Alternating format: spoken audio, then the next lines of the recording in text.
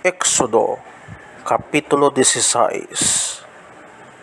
Ang mana kag ang mga pitaw. Ang tanan nga mga pumuluyo sang Israel naghalin sa ilim, kag sa ika-15 nga adlaw sang ikaduha nga bulan, sa tapos makagwa sila sa duta sang Ehipto, nag-abot sila sa disyerto sang Sin, nga yara sa ginutlan sang ilim kag sang Sinai. Nagreklamo sila tanan kay Moises kag kay Aaron didto sa disyerto, kag nagsiling sa ila, maayo pa kun tani nga ginpamatay kami sang Ginoo didto sa Ehipto. Didto makapungko kami sa luyo sang mga kaldero nga puno sang linuto nga mga karne, kag makapagusto kami sang kaon.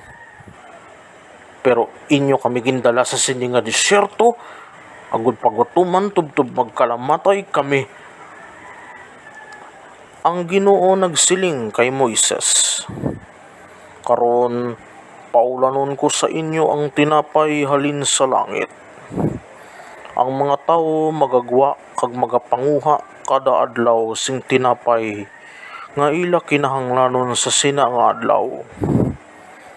Sa sini nga paagi, akon sila nga tilawan kun ila tumanon ang akon mga sugo.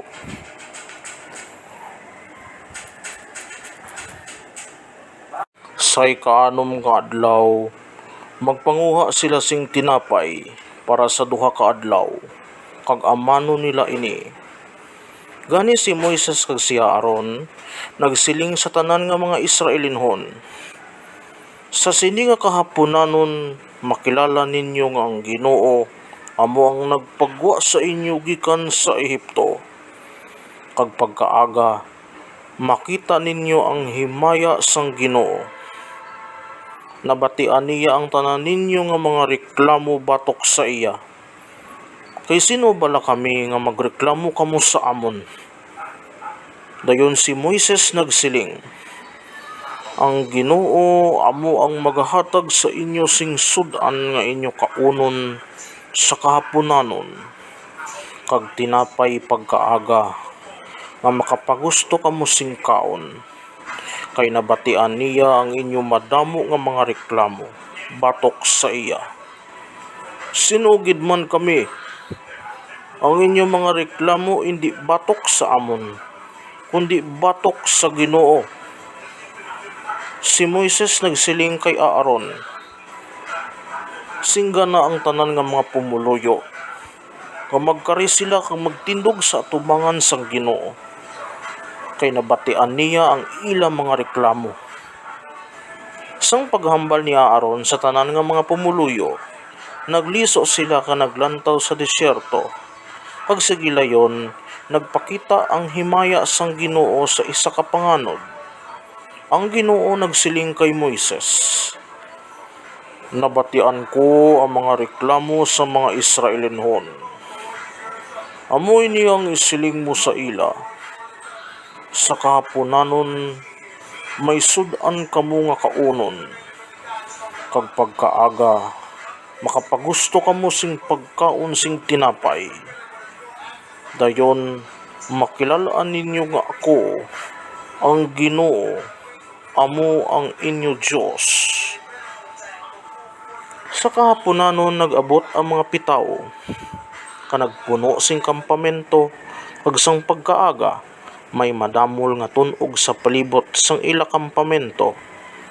Sang magmala na ang tunog, may nakita sa disyerto nga manipis kag malapad-lapad nga butang nga pareho kapino sang ginaling nga yelo. Sang makita ini sa mga Israelinhon, wala sila makakilala kung ano yadto, ang nagpinamangkutanay sila. Ano bala ini? Nagsabat si Moises sa ila, ini amo ang tinapay nga ginhatag sang Ginoo nga manginkalan-on ninyo. Ang Ginoo nagsugo nga ang tagsa-tagsa sa inyo magkuha suno sa iya kinahanglanon, 2 ka salmon sa tagsa ka tawo. Ang tagsa sa inyo magkuha suno sa kinahanglanon sang tanan nga yara sa iya tolda. Gintuman ini sa mga Israelinhon, ang iban nagkuha sing madamo, kag ang iban jutay. Sang ginsukob nila ini, ang nagkuha sing madamo wala man sing sobra, kag ang nagkuha sing jutay wala man sing kulang. Ang tagsa-tagsa nagkuha suno sa iya kinahanglanon. Si Moises nagsiling sa ila,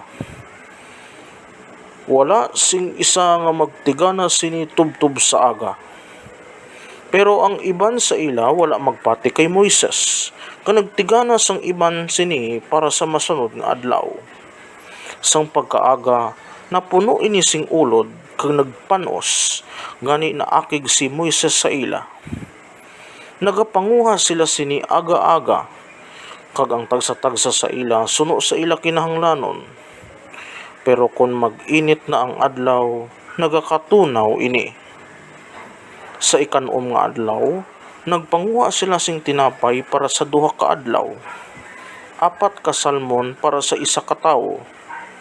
Ang tanan nga mga pangulo sang pumuluyo, nagkadto ka nagsugid kay Moises nahanungod sini. Nagsiling si Moises sa ila, amo ini ang ginsugo sang Ginoo. Buwas amo ang adlaw nga inugpahuway, isa ka balaan nga adlaw nga nahalad sa Ginoo. Lutuan ninyo ang tinapay nga inyo lulutoon, kag lagaan ninyo ang karne nga inyo lalagaon.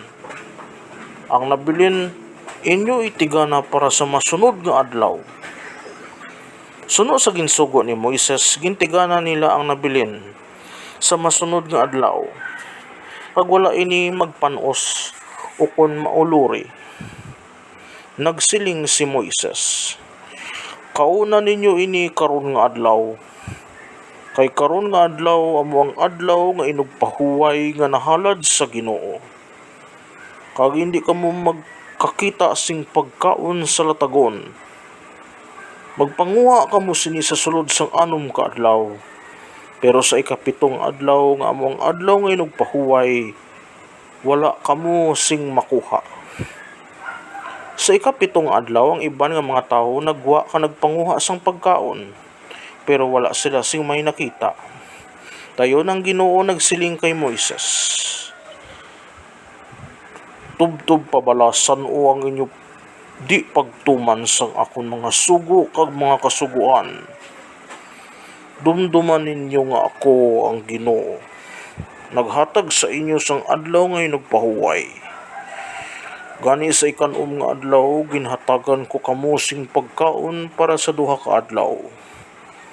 Sa ikapito nga adlaw, ang tagsa-tagsa magpabilin sa duog sa diin siya. Wala sing isa nga maghalid sa iya balay. Gani ang mga tao, wala mag-obra sa ikapito nga adlaw. Ang mga Israelinhon, naghingalan sini nga kalanon nga mana. Kaangay ini sang liso sang kalabantos. Maputi kag matamis ini, subong sang manipis nga tinapay nga may dugos. Nagsiling si Moises, amo ini ang ginsugo sang Ginoo. Punan ninyo sini ang isa ka suludlan, nga inyo taguon para sa inyo mga kaliwat, kag ilang makita ang kalanon nga akong ginhatag sa inyo sa disyerto, sang pagpagwa ko sa inyo sa Ehipto. Si Moises nagsiling kay Aaron, kuha kasing tibod, sudlan mo sing duha ka salmon nga mana, kag ibutang mo ini sa atubangan sang Ginoo, agud taguon para sa inyo mga kaliwat. Suno sa ginsugo sang Ginoo kay Moises, ginbutang ini ni Aaron sa atubangan sang kaban sang kasugtanan, agud matago ini. Ang mga Israelinhon nagkaon sing mana sa sulod sang 40 ka tuig. Tubtob nakaabot sila sa pungsod nga may mga pumuluyo. Nagkaon sila sing mana, tubtob nakaabot sila sa dulunan sang duta sang Kanaan. 2 ka salmon o kun isa ka parte sang 3 ka bahin sang isa ka gantang. Mga kaabyanan, inyo bantayan ang ato naman masunod naman nga episode nga amo ang Exodo Kapitulo 17. Madamo gid nga salamat.